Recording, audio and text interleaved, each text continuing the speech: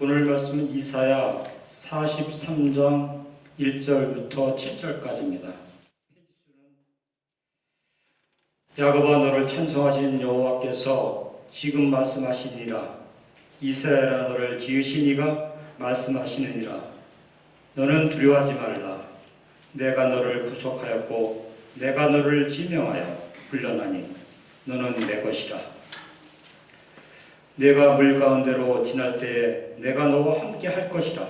강을 건널 때에 물이 너를 침몰하지 못할 것이며 내가 불 가운데로 지날 때에 타지도 아니할 것이요 불꽃이 너를 사르지 못하리니 대전하는 여호와 내 하나님이요 이스라엘의 거룩하니요 내 구원자임이라.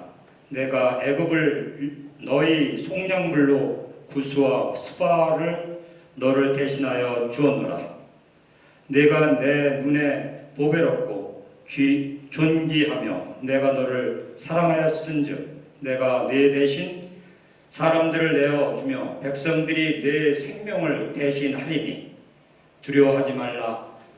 내가 너와 함께하여 내 자손을 동쪽에서부터 오게 하며 서쪽에서부터 너를 모을 것이며 내가 북쪽에 이르기를 내놓으라. 남쪽에게 이르기를 가두어 두지 말라.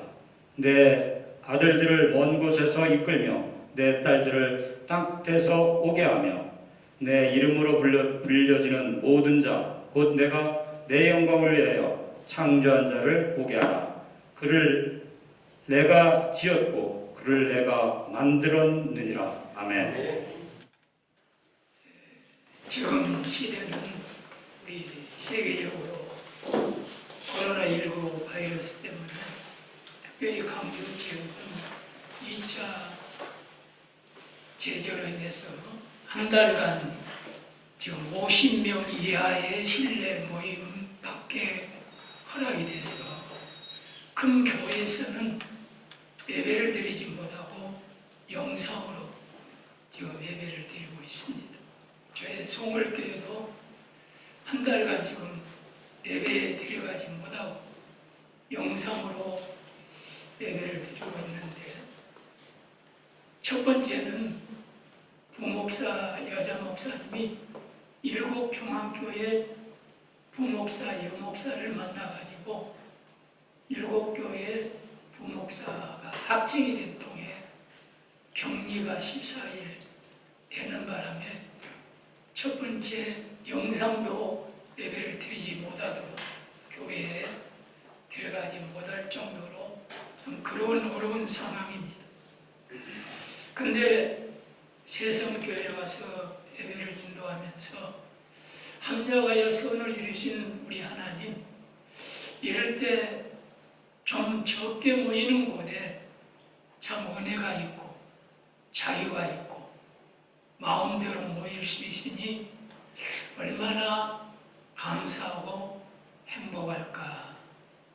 오늘 찬양의 내용도 어려운 시기에 하늘의 꿈을 가지고 미래를 바라보며 찬양하는 그 은혜, 너무나도 은혜를 받았습니다.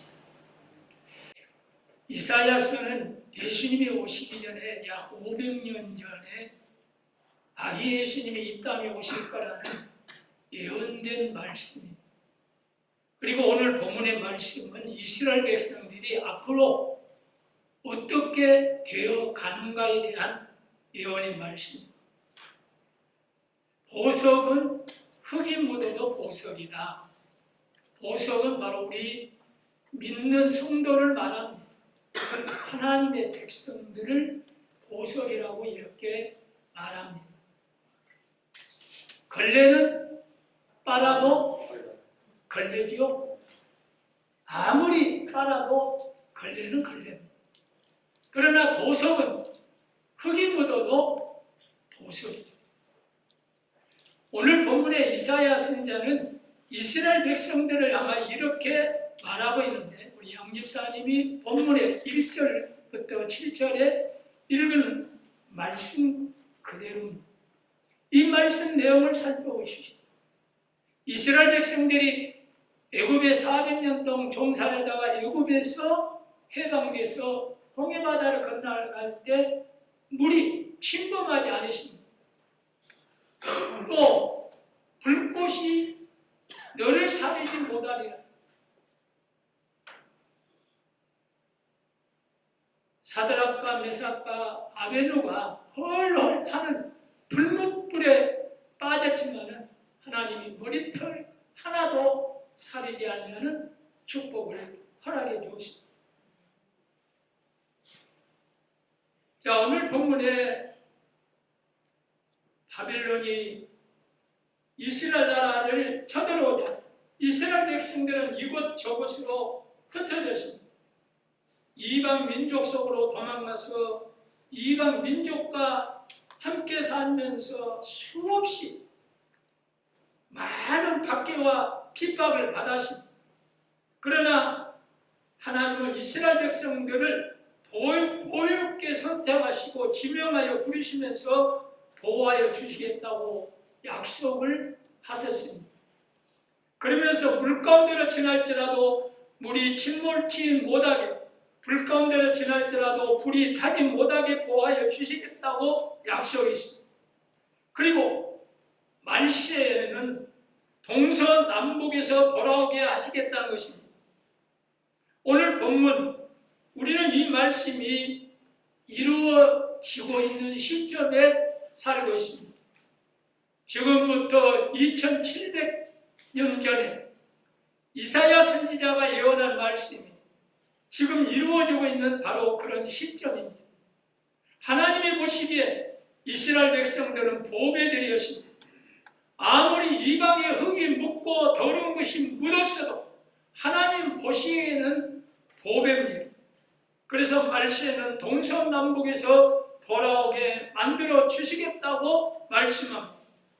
두려워 말라, 내가 너와 함께하여 내 자손은 동방에서부터 오게 하며 서방에서부터 너를 모을 것이며 내가 북방에 이르기를 오라, 남방에게 이르기를 구루하지 말라. 내 아들들은 언방에서 이끌며 내 딸들은 땅끝에서 오게 하리라고 5절과 6절의 본문에서 말씀합니다. 동방은 이라크, 시리아, 이란, 인도, 그리고 중국을 지명합니다. 이곳에 유대인들이 기한하는 알리아 운동은 에스라 작전, 느헤미야 작전이라고 이렇게 말하고 있습니다.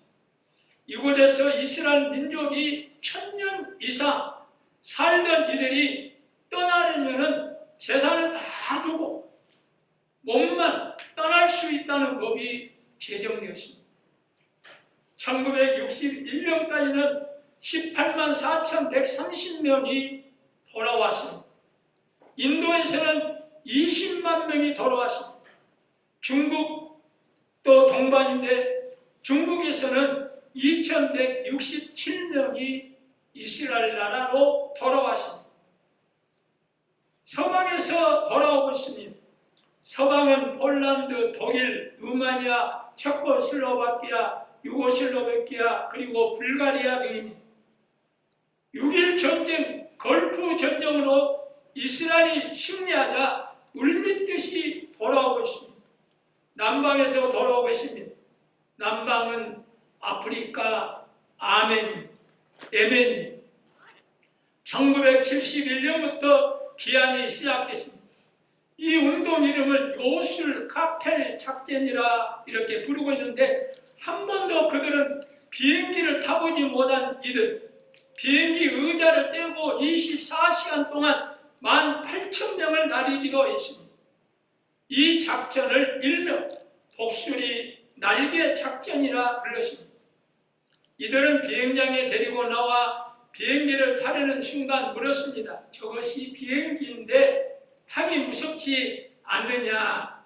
이렇게 이들이 물어볼 때 이들이 비행기 날개 위에 그려져 있는 독수리를 보고 이스라엘 예언을 생각하며 말했습니다.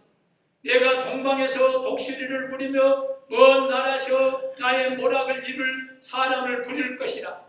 내가 말하였은즉 정령 이룰 것이요 경영하였은즉 정령 행하리라고 이사야 46장 11절에서 말씀합니다. 이들은 이렇게 안심하며 말했습니다. 하나님이 말세가 되면 우리를 독수리를 통하여 인도할 것을 예언하셨습니다. 예언을 이루는데 무엇이 무섭습니까? 그래서 이 작전을 일명 독수리 날개 작전이라 이렇게 불렀습니다. 총 41만 4,201명이 남방에서 귀환했습니다. 북방에서 또 돌아왔습니다. 북방은 구소련, 영국, 스페인, 독일, 프랑스에 살고 있는 유대인들이 귀환하고 있습니다. 구소련의 157개 마을에 유대인들이 총 600만 명이나 살고 있었습니다. 그 중에 약 100만 명이 귀환했습니다. 1986년 10월 38명이 제1차 여리고 작전을 감행했습니다. 크렘린이 궁 앞에 모여 해방시켜달라고 생명을 걸고 여리고성을 돌듯이 돌았습니다. 그의 16,000명이 소련에서 풀려났습니다. 1989년 7만 명이 풀려나고 1990년에는 무려 20만 명이 구소련에서 이스라엘 나라로 돌아왔습니다.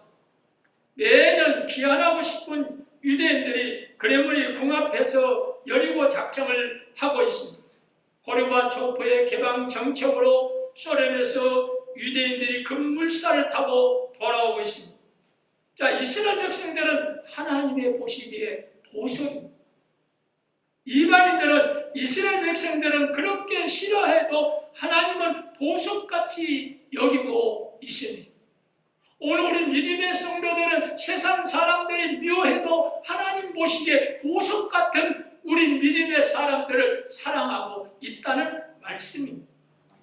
왕과 종이 배를 타고 망망한 바다 여행을 하게 되었습니다. 풍랑이 일어서 모두가 이제 죽게 되었습니다. 아우성을 칩니다. 그때 선장이 왕에게 이렇게 말했습니다. 왕이 살 수 있는 길이 하나 있습니다.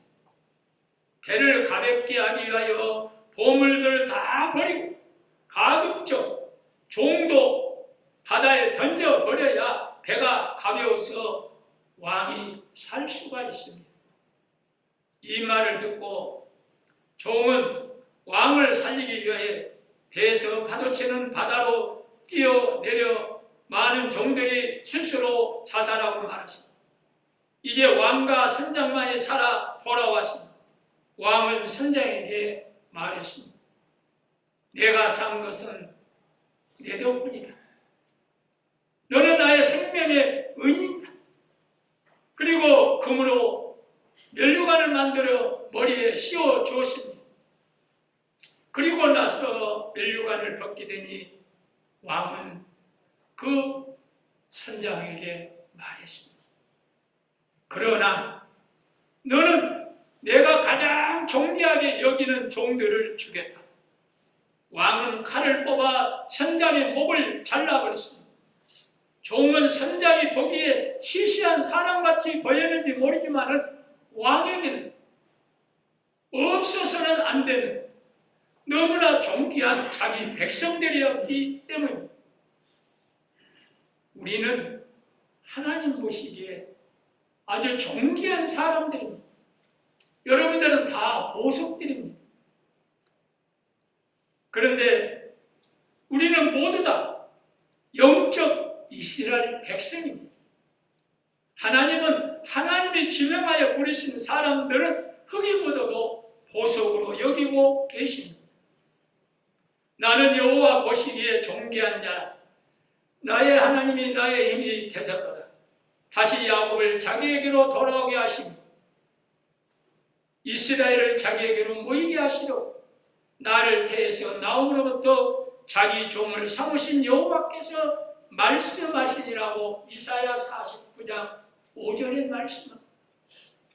여러분들은 만세전 어머니 태 속에서 하나님이 지명해서 새성교회 성도들로 하나님의 백성들로 삼으셨다는 사실, 이러한 긍지를 가지고 교회를 사랑하고 하나님을 사랑하고 복음을 위해서 하나님의 백성을 보석 같은 우리로 지명해서 불러주신 하나님의 그 은혜를 늘 기억해야 될 때 우리의 신앙은 항상 하나님 앞에 더 가까이 나갈 수 있는 믿음의 성장으로 갈 수가 있습니다. 예수님은 갈릴리 호수에서 고기잡이 하는 어부 베드로를 지명하여 부르셨습니다. 그리고 아무리 흙이 묻어도 보석으로 여겨주시고 사랑해 주었습니다. 혈기에 흙이 묻어도 하나님의 자녀들입니다. 보석은 흙이 묻어도 보석입니다. 베드로는 예수님의 보석입니다. 비록 베드로에게 혈기에 흙이 묻어 있어도 보석은 보석이 있습니다. 누가복음 22장 이런 이야기가 나옵니다. 예수님을 잡으러 무리가 왔습니다. 유다는 예수님에게 다가와서 입을 맞추는 아주 가증스러운 일이 있었습니다. 그리고 무리들은 예수님을 강도로 오해하고 몽둥이를 가지고 예수를 잡으러 왔습니다. 베드로는 혈기가 치밀어 올라왔습니다. 마침 베드로는 칼을 지니고 다녔습니다. 베드로는 앞에 있는 대제사장의 종 말고의 머리를 자르려고 내리쳤습니다. 말고는 반사적으로 머리를 피했습니다. 오른편 귀가 잘라졌습니다. 말고의 귀가 떨어져 나가면서 피투성이가 되었습니다. 예수님은 귀를 다시 붙여주시면서 이것까지 참으라고 말씀하셨습니다. 그리고 베드로를 수제자로 그리고 큰 사도로 사용하셨습니다. 비록 혈기에 흙이 묻어도 보석은 보석이었습니다. 내게 비록 혈기에 흙이 묻어 있어도 하나님은 나를 보석으로 사용하십니다. 나는 하나님의 자녀로 보석입니다. 몇 년 전에 시골에 북인도를 가는 일이 있었는데 예수를 영접한 지 얼마 되지 않은 여자 성도가 있었습니다.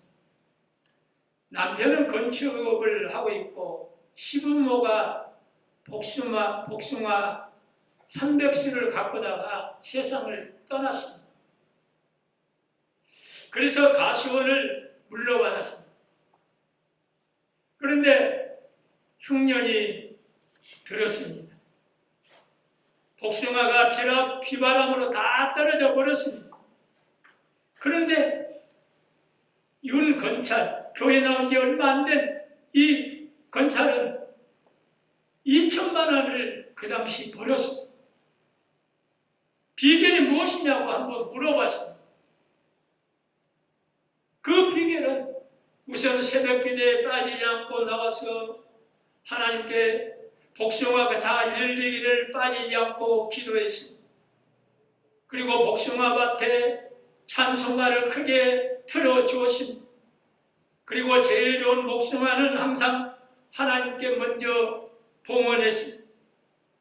이웃에게 복숭아를 주려고 해도 상처가 나고 상품 가치가 없는 것을 주어야 하는데 모두가 상품 가치가 있는 좋은 복숭아뿐이었습니다. 그래서 줄 수가 없었습니다. 모든 것이 잘 되고 있었습니다. 아직 믿음이 무엇인지 모르는 초신자였습니다. 그러나 하나님께서는 보석같이 여기면 축복하여 주시고 보석같이 여기시면 하나님은 무에서 유를 창조하십니다. 예쁘게 믿음이 자라는 것을 보고 기뻐했습니다. 저 역시도 청년 시절에 총각 집사를 했고 서리 집사 7년을 하고 늑대 신학을 다녔는데 총각 집사 때 주일밤 예배를 드리고 이제 집으로 오고 있는데 춘천시 주안면 파출소 지소, 그때는 지소라고 하는데 파출소 담벼락 옆에 무당 구슬하고 있어요. 사람들이 한 20명 둘러싸서 무당 구슬하고 있는 그 광경을 보고 있어요.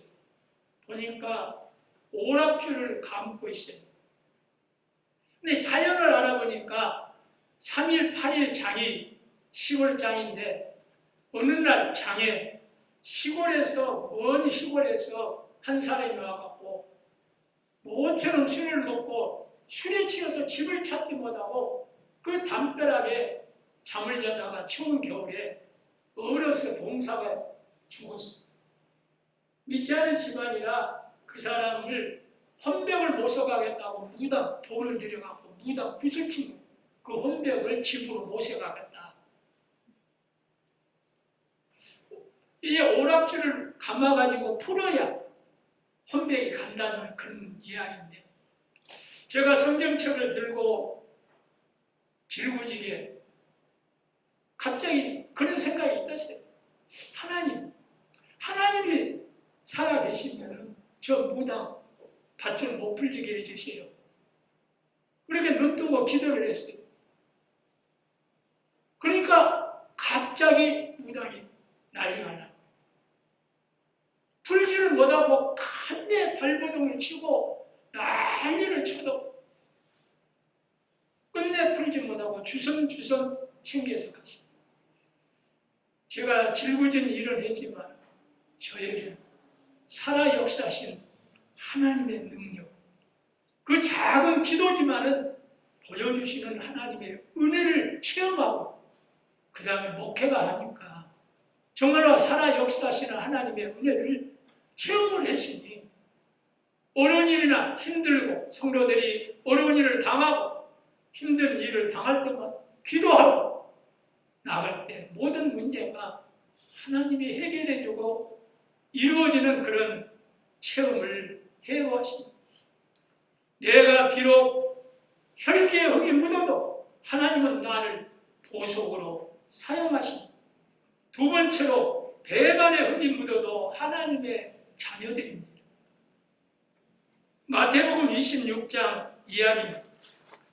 마가의 다락방에서 6월절 예식을 향하신 예수님께서 제자들과 함께 감람산으로 기도하려 걷고 계셨습니다. 이때 제자들과 예수님과의 대화가 성경 말씀에 기록되어 나옵니다. 오늘 밤에 너희가 다 나를 버리리라. 베드로가 예수님의 말씀이 떨어지기가 무섭게 말했습니다. 다 주를 버릴지라도 나는 언제든지 버리지 않겠나이다. 큰 소리로 마태복음 26장 33절에 베드로가 말합니다. 그때 예수님께서 말씀하시되 진실로 내게 이르노니 오늘 밤 다 울기 전에 내가 3번 나를 부인해. 베드로는 기분이 안 좋았던지 예수님에게 장담했습니다. 내가 주와 함께 죽을지언정 주를 부인하지 않겠나요? 예수님이 잡히셔서 재판을 받고 있을 때 계집종 하나가 베드로를 보고 말합니다. 너도 갈릴리 사람 예수와 함께 있었다. 이때 베드로가 제1차 부인을 했습니다. 나는 내 말하는 것이 무엇인지 알지 못하겠다. 베드로는 어느덧 앞문까지 갔습니다. 그 여자가 또 말했습니다. 이 사람은 나사렛 예수와 함께 있었다. 이번에는 베드로가 맹세를 하며 부인했습니다. 내가 그 사람을 전혀 알지 못하노라. 조금 후에 곁에 섰던 사람들이 또 말했습니다. 너도 진실로 그 당이나 내 말소리가 너를 편하였다. 이제 베드로가 3번째 부인했습니다.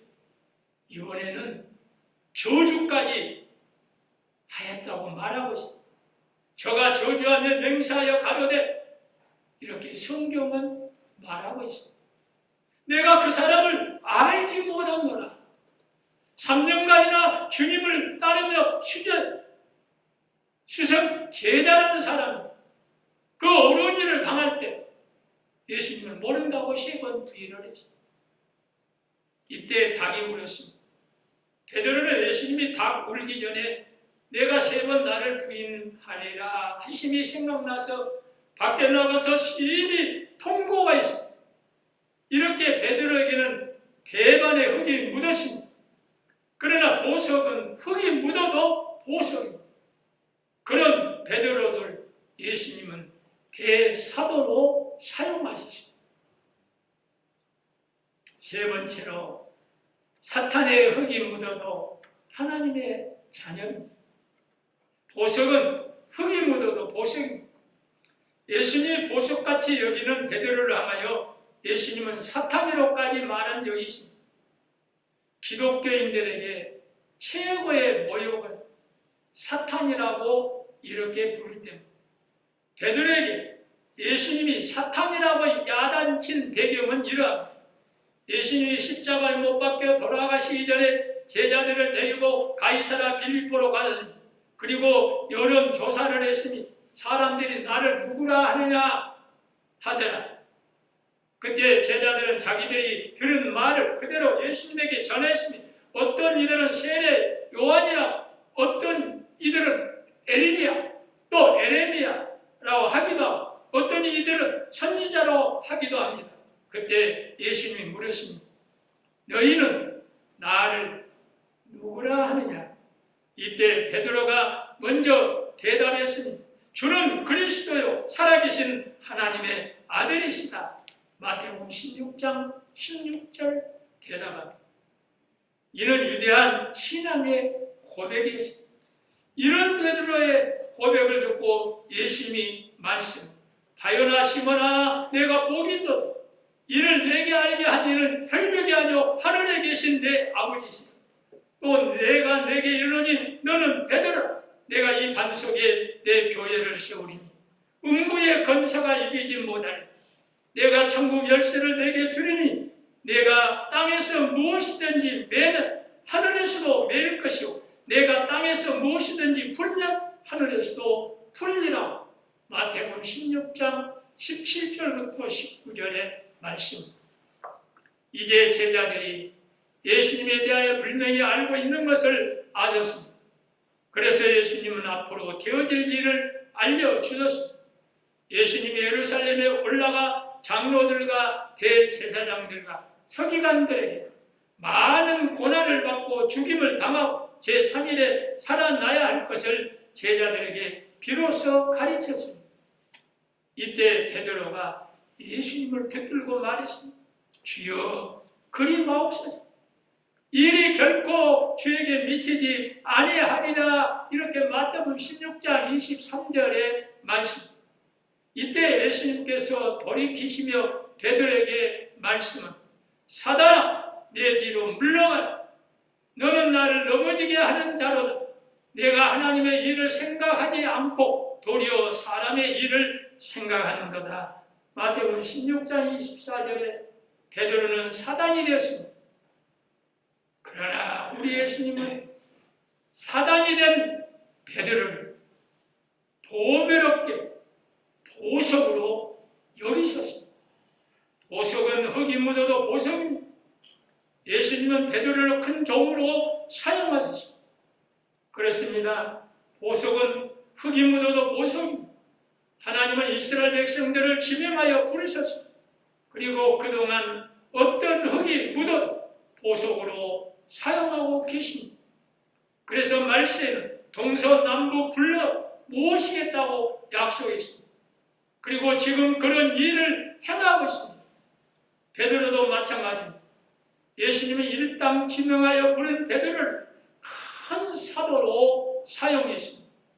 사도행전 역사, 기독교 역사서에 보면 하루에 3,000명, 5,000명 회개시키는 유명한 사도로 베드로를 삼으셨습니다. 베드로는 실수 많고 흙이 묻었고 베드로는 사단이라는 말을 들었지만 그가 회개하고 하나님의 큰 일꾼 사도로 사용하게 되십니다. 로마에 복음을 증거하는 사도로 사용했습니다. 지금 세계적으로 가장 크고 아름다운 성전은 로마에 있는 성 베드로 성경입니다. 한 12년 전에 노마야를 이제 성지순례를 했는데 무려 3시간 줄 서가지고 기다려서 이렇게 베드로 성전을 관람한 일이 있습니다. 매일매일 그렇게 많은 사람들이 옵니다. 무려 3시간 줄 서가지고 이렇게 여행을 하더라도 세계에서 많은 기독교인들이 오고 있습니다. 베드로 그림자만 지나가도 병이 낫는 사도로 사용했습니다. 로마의 복음을 증거하는 사도로 사용했습니다.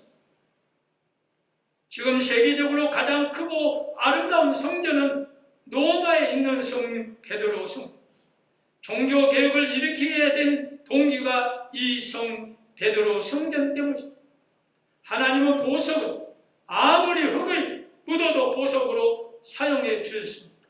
아무리 베드로가 혈기에 흙이 묻어도, 배반에 흙이 묻어도, 아무리 사탄의 흙이 묻어도 예수님은 흙 묻는 보석 베드로를 크게 들어 사용하십니다. 사랑하는 새성교회 성도 여러분, 여러분들도 마찬가지입니다. 하나님이 지명하여 부르신 하나님의 보석들입니다. 그래서 아무리 흙이 묻어도 보석으로 사용하실 것입니다. 앞으로 유일한 일꾼으로, 놀라운 성도, 크신 일꾼으로 사용해 주실 것입니다. 보석은 흙이 묻어도 보석입니다. 보석에 흙이 묻었다고 버리는 사람은 한 사람도 없습니다. 흙을 닦아서 사용하게 됩니다. 우리 한 번에 마실 것인데 애처없이 보석은 흙이 묻어도 보석이다. 보석은 흙이 묻어도 보석이다. 여러분이 보석입니다. 아멘. 새성교의 보석들입니다. 이제 좋은 목사님 모시게 돼서 축하를 드립니다.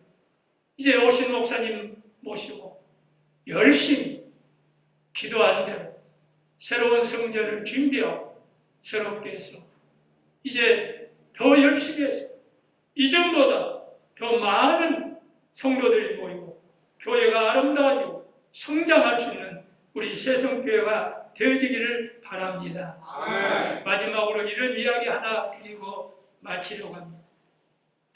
페르시아의 왕이 세 사람의 현자를 불러놓고 한 사람 한 사람에게 물었습니다. 세상을 살면서 가장 괴로운 일이 무엇이냐? 이렇게 질문할 때 한 사람은 이렇게 대답, 뭐니 해도 늙어서 가난하게 되는 것입니다. 젊어서는 가난해도 상관없지만 늙어서 가난해지면 참으로 비참합니다. 이것이 가장 괴로운 것입니다. 또 한 사람은 이렇게 말했습니다. 사람에게 한계가 있는데 가장 견디기 어려운 고통이 주어질 때 그것에 한계를 느낄 때 가장 괴로운 것입니다. 세 번째 사람은 말했습니다. 할 일이 아무것도 없는데 임종을 맞는 것입니다. 세 번째 환자의 말을 듣고 왕은 말했습니다. 내 말이 맞다. 늙어서 가난하게 되는 것도 괴로운 것이다. 자기 한계를 느끼며 좌절할 때도 괴로운 것이다. 그러나 가장 괴로운 것은 한 일도 없이 임종을 맞는 것입니다. 보석인 여러분, 무엇인가 멋진 일을 보람있게 하고 임종을 맞아야 하지 않겠습니까? 저는 목회자지만은 그래도 교회를 2번 개척했어요. 옥가 설박교회 한 명도 없는 농촌지에 가서 4년 8개월 동안 농부들과 함께 멋줄 15일간을 잡아주면서 그들과 함께 어울리면서 전도해서 4년 8개월 만에 70명을 만드는 그러한 교회가 됐습니다. 그리고 또다시 수물지역으로 와서 개척을 또 하고 싶어서 저한테는 수물지역으로 갔어요. 거기서 떠나지 않아야 할 텐데 그 대신 새희망교회 잘 목회하는 허태원 목사님, 제가 신학교 1학년 때 교육전도사인데 70명이 모이는 담임 목사로 제가 청경을 해서 그 교회 오늘 솔밭교회는 장로님 6분에 2,000평 대지 사택 그리고 교육관 큰 교회 예배 아주 훌륭하게 교회가 농촌교회지만은 잘 성장. 나 같은 사람이지만 혈기가 있고 흙이 묻어도 하나님이 씻으려고 사용하니 하나님께서 씻시게 되는 우리 세성교회 기도한대요. 할 일이 많이 있습니다.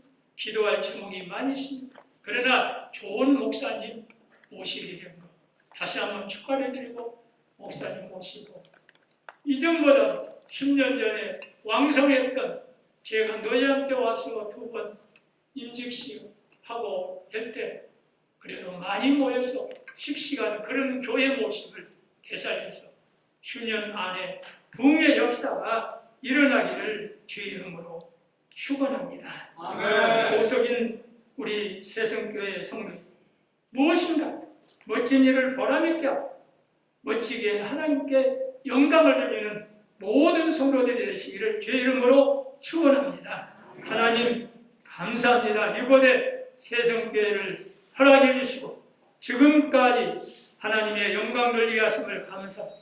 그러나 다시 교회를 서로 옮겨야 할 현장 입장이십니다. 좋은 곳에 교회를 세울 수 있게 하시고 또 특별히 감사할 것은 우리 목사님 좋은 분 즉시 모시게 하심을 감사합니다. 오시는 유 목사님 기억해 주시고 우리 성도들과 함께 힘차게 세성교회를 부흥하고 성장시키며 이 지역사 안에 아름다운 교회, 소문난 교회로 우뚝 서게 하여 주시옵소서. 보석 같은 세성교회 모든 성도들 큰 자부심을 갖고 열심히 섬기게 하고 열심히 교회 생활하고 열심히 전도할 수 있도록 은혜를 베풀어 주시옵소서. 아멘. 예수님의 이름으로 기도드립니다. 아멘. 아멘. 이제는 주 예수 그리스도의 은혜와 하나님의 무한하신 사랑하심과 성령님의 감동, 감화, 교통하심이 오늘도 복되고 거룩한 주일 세성교회에 나와서 예배드리는 모든 성도들 머리머리 위와 그들의 가정과 직장과 사업에 그리고 자녀들 위해 그리고 미처 나오지 못한 성도들까지 축복하심 그리고 새로운 교회 건축을 위해서 꿈을 꾸며 기도하는 모든 성도들 머리머리에 축복하심 이제로부터 영원히 함께 있기를 축원하옵나이다. 아멘.